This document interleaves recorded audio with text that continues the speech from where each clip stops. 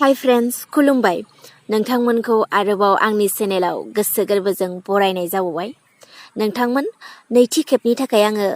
Class 10 आव फरायबाय थानाय आंनि फंबाय बिनानावफोरनि थाखाय एमआइएल साबजेक्टनि सायाव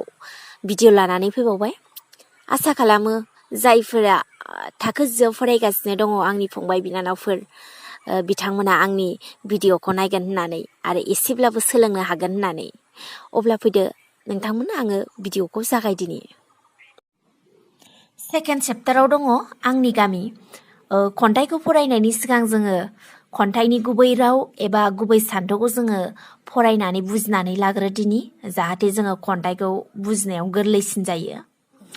अब्ला फैदो जोङो जागायदिनि खन्थाइगिरिया मोनसे बुब्लियाव हारसिङै जिरायनानै गोसोखांदों सिगांनि मावबोनाय नुबोनाय बाथ्राफोरखौ मा होननानै बुंदों खन्थाइगिरिया जेब्ला गाव मोनसे समाव हारसिङै जिरायबाय थादोंमोन बे समाव खन्थाइगिरिया गावनि उन्दै समाव गाव मा मावबोआमोन मा नुबोआमोन बेफोर गासिबो बाथ्राफोरखौ बियो मा फारि फारि गोसोखांजोबदोंमोन होननानै बुंदों उन्दै समाव मोनसा मोनसि गैयाब्लानो अनलायोमोन फोथायलायोमोन देरसिननि बोसोन मानियोमोन बिमा बिफानि बोसोना आबुङै मानिजायोमोन खौसेयै रायजो जायोमोन जेब्ला खन्थाइगिरिया उन्दै सममोन बे समाव खन्थाइगिरिया गावनि लोगोफोरजों मोनसा मोनसि गैलायामोन होननानै बुंदों आरो गावजों गाव फोथायलायोमोन देरसिननि बोसोनफोरखौ बिसोरो मानिनानै सोलियोमोन आरो बिमा बिफानि बोसोनफोरखौ बिसोरो आबुङै मानिनानै सोलियोमोन आरो गामिफोराव ज' फोथायलायनानै ज' खौसेयै बिसोरो रायजो जाबोदोंमोन होननानै बुंदों नाथाय आथिखालाव खन्थाइगिरिया बेफोरनि उल्थाखौसो नुनो मोनदों नाथाय खन्थाइगिरिया मा होननानै बुंदों दा बेलासि सम गाव जेब्ला बोराय सम जाफैबाय बे समाव खन्थाइगिरिया मा गासिबो बेफोरनि उल्थाखौनो नुनो मोनदों गावजों गाव फोथायलायनाय गैयै गावजों गाव एना एनि नैबेफोरखौसो आथिखालाव खन्थाइगिरिया नुनो मोनदों होननानै बुंदों बेखायनो बेबायदि इनाय हाबा मावग्राफोरखौ आथिं सिङाव गादबना दोननो खन्थाइगिरिया खावलायदों बिनि थाखायनो खन्थाइगिरिया माखौ खावलायदोंनो बेबायदि इनाय खामानि मावग्रा गाज्रि खामानि मावग्रा नैबेफोरबायदि अगेन खामानि मावग्राफोरखौ जेब्लाबो आथिं सिङाव गादबनानै दोननो खन्थाइगिरिया खावलायदों लोगोसे उन्दै समाव मोनबोनाय बिमा बिफा बुंनाय बेसेन गोसा आंगो गोसोनि रावानो इयुननि सुबुंखौ मोजां लामाजों दैदेननो हानाय गुबै सोलोंथाइ महरै सिनायथि जाथों होनना खन्थाइगिरिया मिजिंथिदों आरो लोगोसे खन्थाइगिरिया मिजिंथिदों जों उन्दै समाव मोनबोनाय बिमा बिफानि बेसेन गोसा आंगो गोसोनि राव बे रावजोंनो जोंनि इयुननि सुबुंफोरा गोग्गो सोलोंथाइखौ लानो हाथों नैबेखौनो खन्थाइगिरिया बयखौबो मिजिंथिनाय जादों खन्थाइनि गुबै रावा बेखिनियानोमोन दानिया फैदो जोङो खन्थाइनि मुङा जाहैबाय आंनि गामि खन्थाइखौ लिरदों कमल कुमार ब्रह्म दिनैनि बे बेलासिनि नांगोल बाङा जिंनि गाथोनाव जनाय समाव उन्दै समनि आंनि दुखुनि मिनिनायनि अराय खौराङा बेसे जाखाङो सानस्रि गोसोआव मा होननानै बुंदों खन्थाइगिरिया जेब्ला बेलासि सम बे बेलासि समाव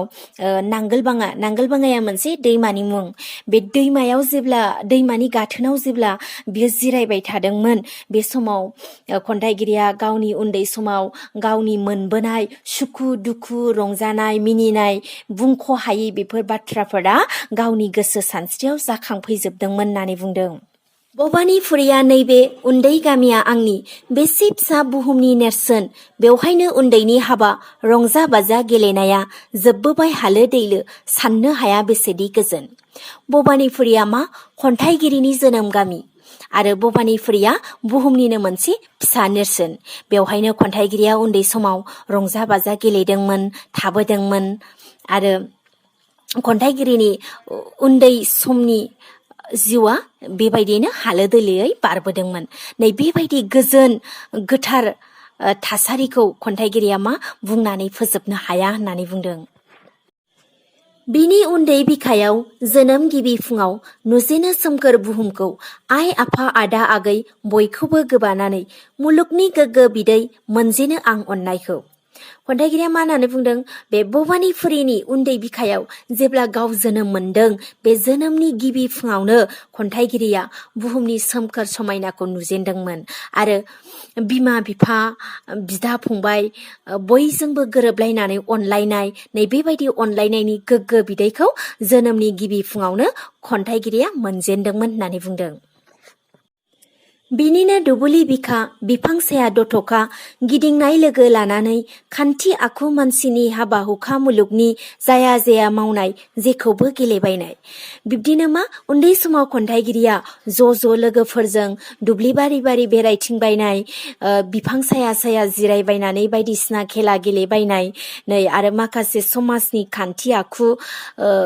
हाबा हुखाफोरखौ जाया जाया मावनानै सोलोंबायनाय गेलेबायनाय नै बेफोर गासैखौबो खन्थाइगिरिया मा उन्दै समाव मोनबोजोबदोंमोन होननानै बुंदों।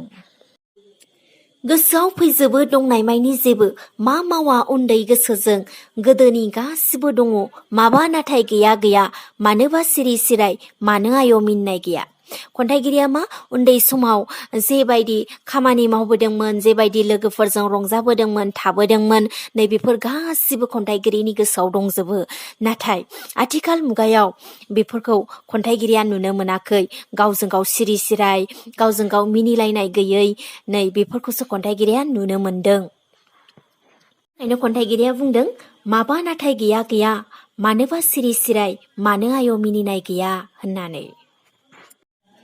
हाबा खेराइ समाव दमासि बैसागुआव बोदोर मानो दानिया जाया सेंग्रा सिख्ला हान्जाया बोराय बेन्थ' ज' ज'आ मानोबा गोमालांखो मानो आय' मिनिनाय गैया। खन्थाइगिरिया मा गाव जेब्ला उन्दै सममोन बे समाव खन्थाइगिरिया गाव नुबोजोबदोंमोन बा गाव मोनबोजोबदोंमोन। हाबा खेराइ समावबो दमासि बैसागुफोरावबो ज' बयबो खौसेयै ओंखारोमोन ज' रंजायोमोन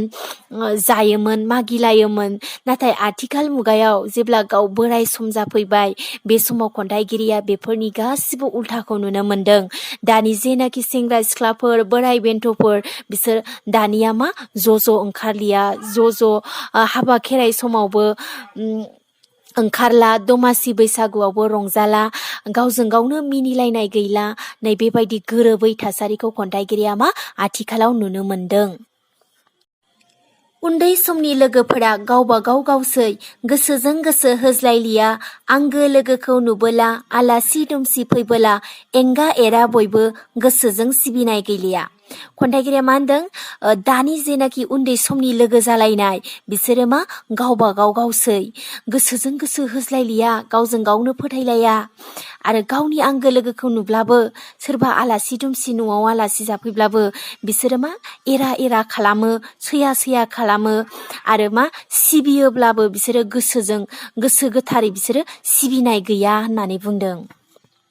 रायनाय सोलिनाय अगेन मुं सुनाय सुबुंनि आंगो जाबाय एना एनि जाजोब्बाय रांखौल' मिथिबाय सिनायनो अनज्लायनो दौलतआल' गुबै जाबाय।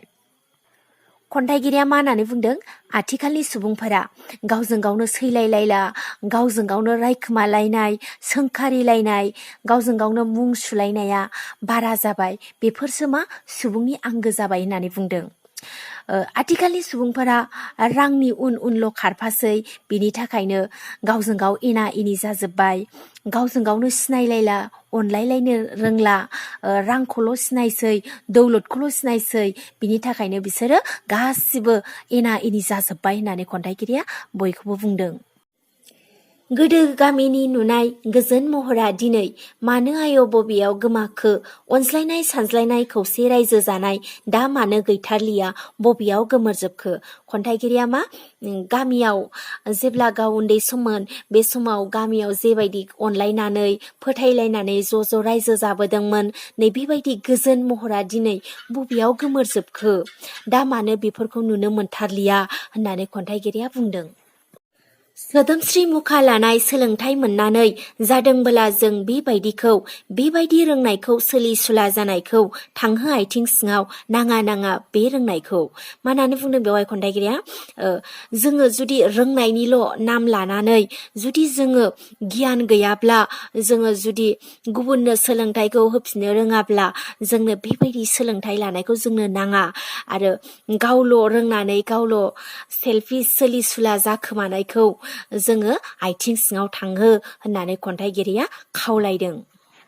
उन्दै समाव मोननाय आइ आफा बुंनाय बेसे गोदै दैमु बोहैनाय, बेवहायनो थारै दङ आंगो गोसोनि राव, बे रावानो जाथों मानसिनि गुबै सोलोंथाइ। बेवहाय खन्थाइगिरिया बुंदों जोङो उन्दै समाव मोननाय बिमा बिफानि बेसेन गोसा राव, बे रावावनो जेब्लाबो सैथो राव दङ आरो बे रावजोंसो जोङो गोग्गो सोलोंथाइखौ लानो हागोन आरो बे सोलोंथाइयानो गुबै मानसिनि सोलोंथाइ जागोन होननानै खन्थाइगिरिया बयनिबो सिगाङाव बयखौबो खावलायनाय जादों। एसेनोसै नोंथांमोन, गोरोन्थि जादोंब्ला निमाहा बिनाय थाबाय।